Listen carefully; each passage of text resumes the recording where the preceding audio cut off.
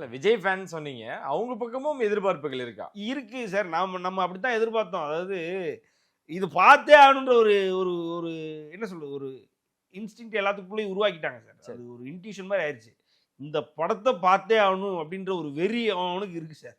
அந்த வெறி கண்டிப்பா தெரியுது. அது ஏதோ ஒரு வகையில அவன் போய் பார்த்தான் ஆவான். இதுல நீங்க இதுக்கு சூப்பர் ஸ்டாருக்காக ஒரு விஜய் ஃபேன் பார்க்க போனான்னு நான் சொல்ல அது நல்லா இருக்காது. ம்.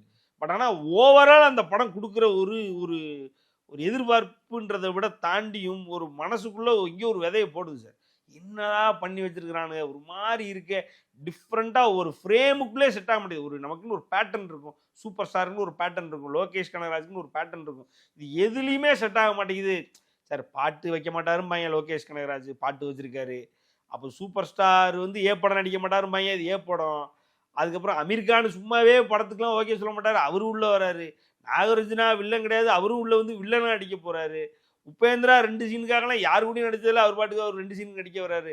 இது போக பார்த்தீங்கன்னா, கமலஹாசன் பொண்ணு வந்து நான் கமலஹாசனுக்கு ஃபேன் கிடையாது. நான் ரஜினிகாந்த் இன்னையிலேருந்து ஃபேன்னு சொல்லி அது உட்காந்துருக்கு.